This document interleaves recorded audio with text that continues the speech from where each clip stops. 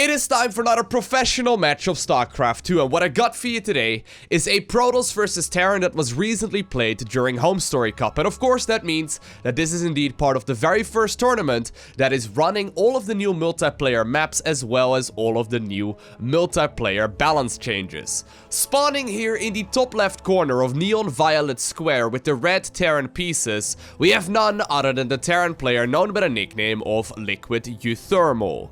And his opponent spawning in a cross position and playing with the blue Protoss probes, he goes by the nickname of Neeb or Neeblet. You can kind of choose which one you like. It seems like he's identifying as Neeblet more often than not nowadays. I guess I do like Neeblet myself better as well than just Neeb, but regardless, he is indeed going to be the most successful non-Korean player probably of all time at this point. I mean, the man is an absolute monster. I actually recently had dinner with him over at the Cheesecake Factory together with him, Wardy, and Scarlet, and he's actually one of the nicest people to hang out with as well. Definitely a super high-level Protoss player though, and I wonder how he's going to be able to play in this particular match. So this is indeed part of the very first tournament that was running with the new patch notes, right? And there's a whole lot of changes that have been made to both Terran as well as Protoss. For example, you now have a separate chrono boost on every single Nexus, and there's no more Mothership Core available, meaning that Protoss early game will indeed be forced to change up significantly. But so far, it does actually look like Protoss is rather powerful right now, in particular compared to Terran. Because of that chrono boost, for example, you can get oracles inside of your opponent's main base, and get this, you can get them up and running inside of your opponent's main base if you proxy the Stargate right around the 3-minute mark. I've seen people chrono boost them out to finish right around 2 minutes and 55 seconds, which is absolutely insane, and it might even be possible to get them out even faster than that. So we'll see exactly what the option is going to be. I think that is going to be the main reason right here as well why uThermal, or I think this is going to be the main reason as well why uThermal decided to go for that really quick command center and then follow it up with 3 barracks as well. He wants to try and get as many Marines out as he possibly can before any kind of potential Oracle can cross the map. Now, he did go for an SCV Scout. We'll shortly figure out that there is a little bit of chrono boost saved up right there on the Nexus, but it's nothing too crazy, and I guess that this isn't going to be something super aggressive right here from the Protoss, but we have to keep an eye out on that production tab to make sure that we know roughly what the plan here is for both players. And it looks like Neeblet has indeed decided to go straight into that robotics facility. Now, uThermal, of course, I mean, for the last couple of years, this man right here has been playing primarily bio-based armies. He absolutely loves his Marine Marauder medevac-based compositions, and while I do think that mech is going to be a lot more viable, and I have indeed seen him play a lot more mech, for example, against Zerg, I don't really know exactly what Terran versus Protoss is going to look like, and that is one of my personal favorite things whenever there's a major balance change to StarCraft 2. It's going to significantly overhaul all of the existing strategies in the game, and actually, one SCV once again managed to sneak up that ramp. It's gathering some more vision right there, and it will indeed confirm that, you know, there's nothing too cheeky going on, at the very least inside of the main base here of the Protoss player. Now, he just barely died in the nick of time because the Robotics Bay is now queued up as well. So let's talk about the Robotics Bay units for just a second. So there's, of course, the Disruptor, and then there is, of course, the Colossus. Now, the Disruptor, first and foremost, most Protoss players agree upon the fact that it seems to be that the unit is quite heavily nerfed. And look at that, by the way. We're on Neon Violet Square. There's a bunch of these pathing blockers. I'll explain that a little bit better here in just a second, but look at it, it's so funny. Essentially, the Disruptor is now a whole lot less game-ending, but the Purification Nova, which is the one ability that it has to essentially deal some burst damage to the opposing player, has now actually got a much shorter cooldown.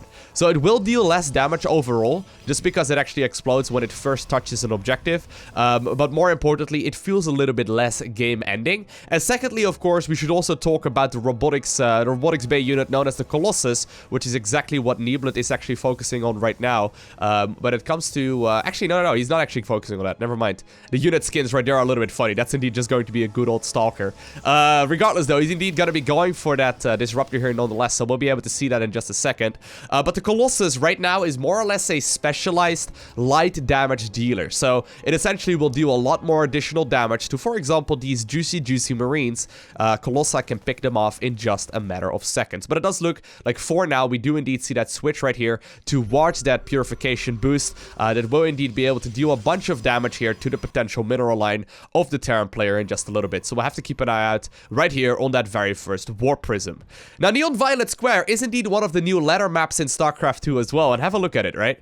So all over the map, there are these pathing blockers that are essentially going to block a lot of the movement from bigger units. Now, the Colossus, of course, can just simply walk over it, but something like a Thor cannot actually just simply move across the center of the map and move through all of these pathing blockers. Instead, it will be forced to move around until a lot of these rocks will get knocked down as well. So it's a rather interesting ability that can potentially come into play here in just a little bit. We do now indeed see... Oh my god, there we go. We do now indeed see the Disruptors coming in. As you can see, it will now explode on first contact with an enemy unit. That means that you can also micro against it a whole lot more efficiently. And obviously, to counteract that, to make it so that, you know, it's going to be less game-ending-y, I suppose, they've decided to lower the cooldown on that ability. So there we go. We can already see it getting activated once again, which is pretty substantial. Neeb actually getting a nice, solid amount of damage done there with the very first set of Disruptors already. And while there is indeed going to be a Colossus here around the map as well, a shield battery is already up and running to continue healing up all of those probes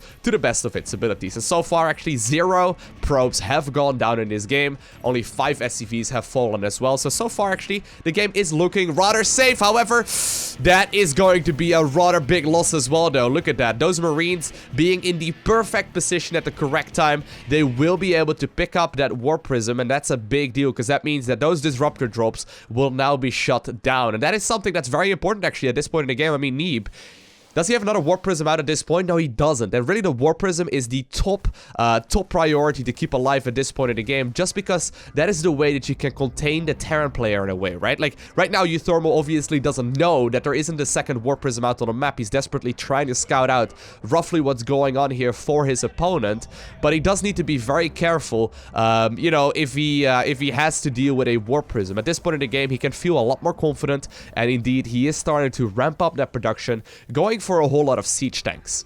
I quite like this, actually. You can also get Ravens out if you would like to not only, like, reduce the armor of a lot of those Protoss units, but more importantly, also to heal up siege tanks. The Raven is now a completely redesigned unit. I mean, they may as well call it a science vessel at this point and change the unit itself as well, like when it comes to the animations and the actual model and whatnot. It is essentially a completely new unit, but apparently they have decided to just keep it as it is and just simply redesign all of its abilities instead. But one of the abilities right now, for example, is the repair drone that allows you to repair up all of your friendly mechanical units, and it's actually pretty cool to use in combat as well, because it can indeed keep units alive for a little while longer, just like Medevacs can do with all of those biological units as well. Interestingly enough, we don't really see that many medevacs just yet here for uThermal. He's just simply going for a very laid-back army. I mean, normally he's the guy that's going to be dropping all over the map, but I think that he may be a little bit confused about the usage right here of the shield battery. Of course, the shield battery primarily added to the game to essentially supplement the removal of the mothership core as well, and it's actually really powerful. I mean, it will not only heal up probes, but it can also heal up these photon cannons and all of the defensive units as well. Apparently a single pylon was now set up as well, but apparently the Marine immediately found out about this shenanigans too. So at the very least, Neeblet managed to shut that down, but all of the knowledge currently belongs to uThermal. Even going for that missile turret right now on the right-hand side here of the main base while ramping up more and more of that Marine production.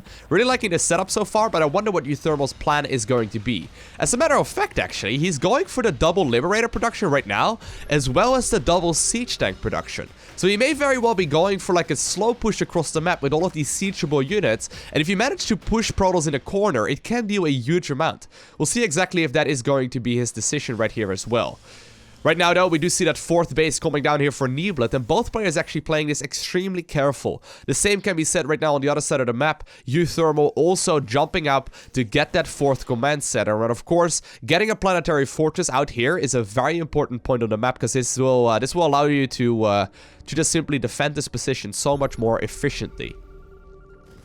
Another base now taken here as well for Neeblet. So it looks like we may very well see our, our very first late game Protoss versus Terran. This is something that I personally haven't seen too much yet either. I mean, you gotta keep in mind that while a lot of the strategies will indeed be forced to get reconsidered, and a lot of the new strategies will be developed over the course of the next few months, I can imagine that a lot of pro gamers at this point in the game are going to be rather confused as well about what exactly they should go ahead and do. But look at the amount of siege tanks here.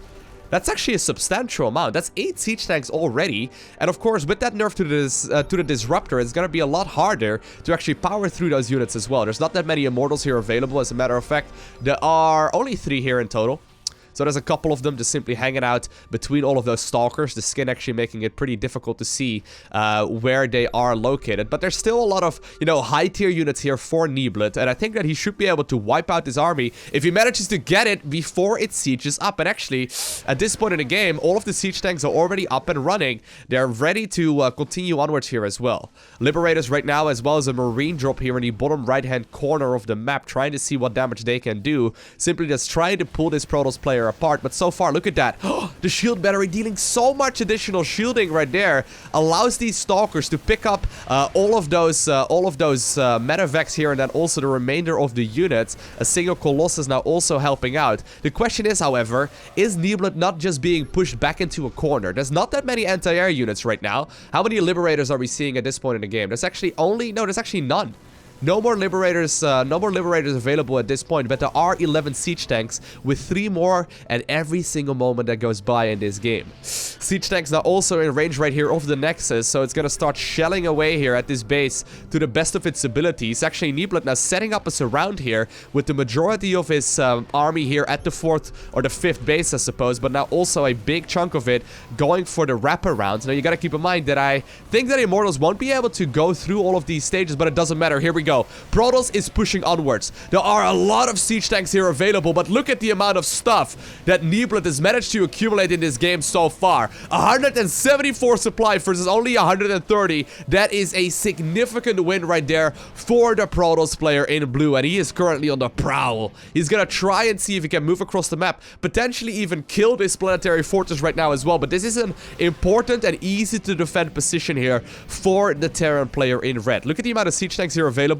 Look at the amount of defensive structures here as well. That planetary fortress is gonna be an absolute force to deal with, and it does look like so far Protoss has decided he just simply wants to move around and go for the 3rd here instead, which is gonna be significantly easier rather to take out, just because there is no planetary fortress on that, and it's just simply going to be an orbital command. Planetary fortress though from the low ground still, trying to get some damage in as well. Siege tanks will still be able to hit. These Colossi, however, dealing so much damage to all of these light units as well, trying to put them into range. However, there's so many siege tanks available right at this point in the game that I wonder if it isn't time to maybe do a bit of an era switch. I mean, you can indeed power through siege tanks if you've got enough Immortals and Archons, and then maybe some Zealots and Colossi as well, but the more siege tank the more siege tanks will join this army, the more difficult this will become. And every moment, once again, right, we see continuous production right here. Look at that amount of production here for uThermal, going for a ton of siege tanks, producing like even 5 there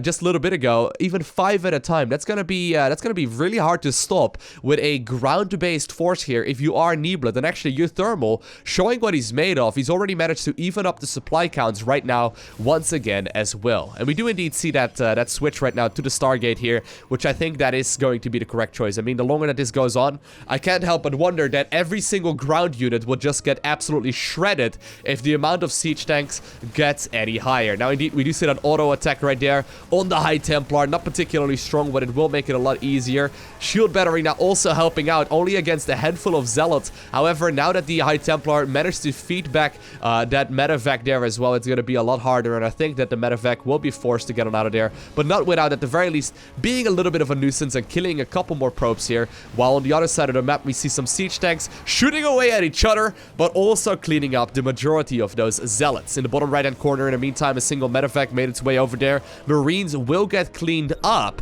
And Neeblet, I mean, he is just simply playing this as straightforward as he possibly can. Really, like, focusing on the defensive style, not really going for any kind of unnecessary risks. And uThermal has got a menacing army once again. I mean, how many Marines is that? 48 Marines and 18 siege tanks. That is significant. High Templar will be able to pick up that single Marine there, and you can see that damage output is nothing really impressive to write home about, but they do have Psionic Storm researched at this point in the game, and that's going to be absolutely crucial.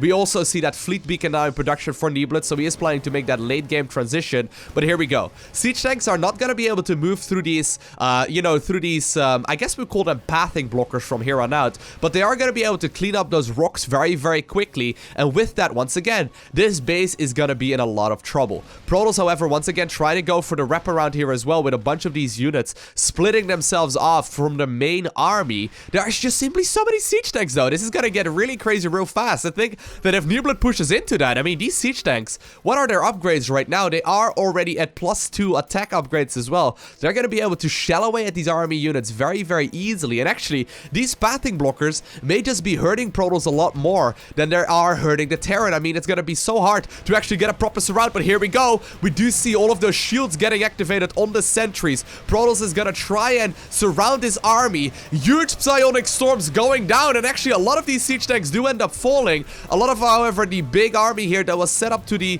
northwestern end of this map was distracted, fighting a bunch of the reinforcing army units here from the Terran player instead. And even though that army seemed to go in favor there of the Protoss for a little while, I think that there were just simply too many siege tanks. I mean, look at the amount of army that's currently reinforcing this as well. We see 5 siege tanks in production right now at every given moment, and look at the siege tank number. It's getting absolutely out of hand. Once again, Protoss is going to try and engage this.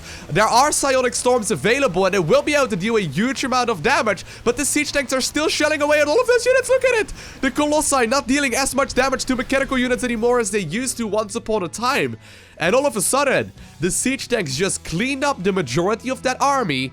And once again, Terran is gonna continue slow pushing its way across the map. Look at that mini-map right now as well. So many reinforcing Terran units are trying to make their way towards this 4th base here, or 5th base of the Protoss player. Marines now also going after that mineral line, and I think that it is indeed going to be time to get rid of this base here if you are Neeblet at this point in the game. We did see that Fleet Beacon coming in. There's no production, however, of either Tempest here or even carriers at this point in the game. I think that going for Tempest makes a lot of sense. I think that that might very well be the new standard in just a little bit of time.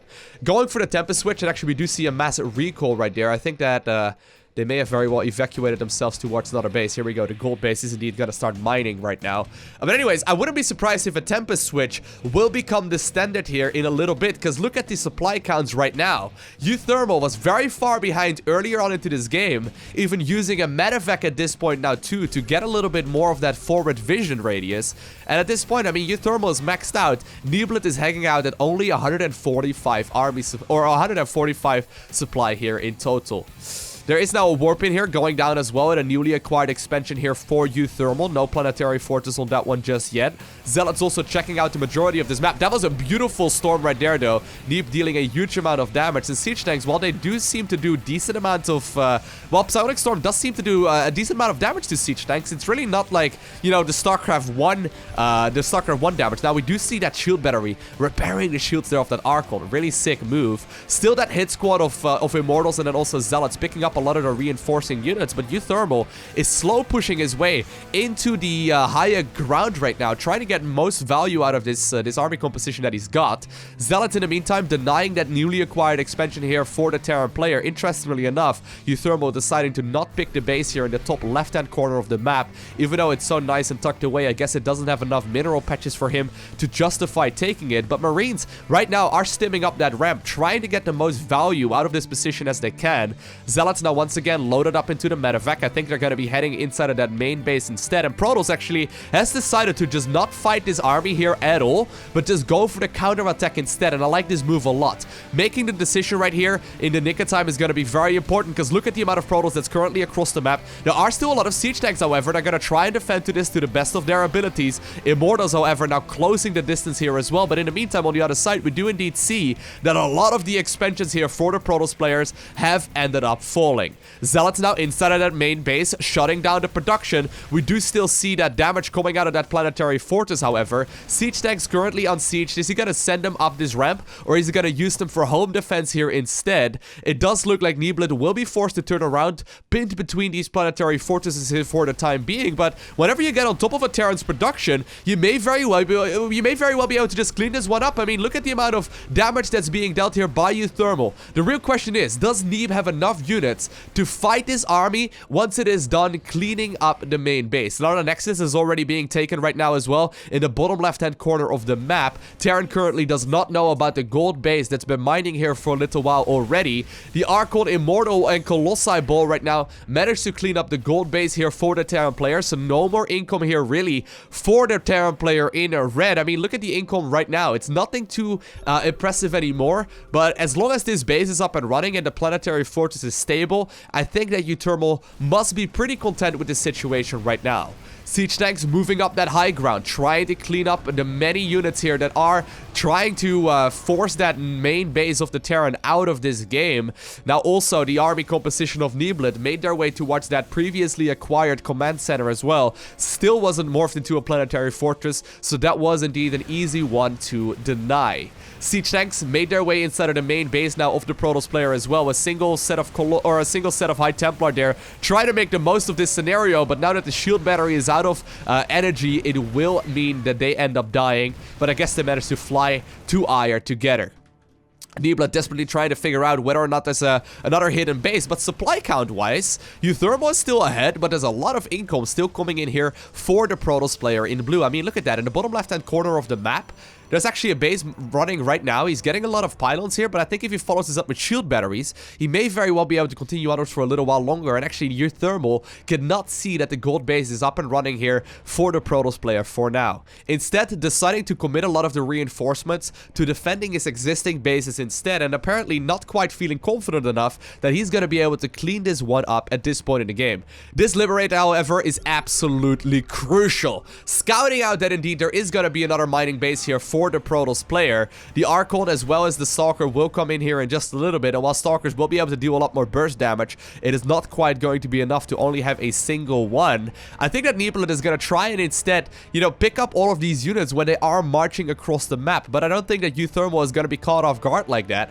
Zealots are currently, or rather gateways are now also on the production tab, so that means that Neeblet is planning to continue that production here for a little while longer. We do now also see the Liberators coming in. Is there blink available? It does look like Neeb is indeed distracted, so he couldn't be paying attention there. Siege tanks from the high ground, however, with those scans, denying a lot of that economy, making it hard here for the Protoss player to continue mining. Still, there's not that many mineral patches here remaining for the Terran player either, but there is a lot of supply. Look at that, 165 supply here in total for the Terran player, and actually Storms are trying to clean up these Liberators. Rather uncommon right here as well. It's a little bit ironic, I suppose, but regardless, this is gonna get rather crazy rather fast. 3 medevacs now loaded up with units as well. There's 4 siege tanks here in total. There's a couple still on the high ground denying that gold base, and here we go, the drop off in the bottom left hand corner of the map. Siege tanks deciding to not siege up here for the time being, so they can indeed deal that easier maneuverable damage, and while their DPS is not quite going to be as high, and of course they don't get splash damage here either,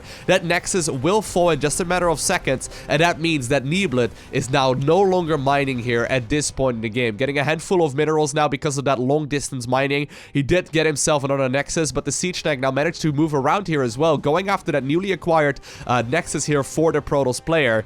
The Liberators and the Siege Tank Ball, though, dealing so much damage. I guess with a properly timed storm, we may be able to clean all of these units up here eventually.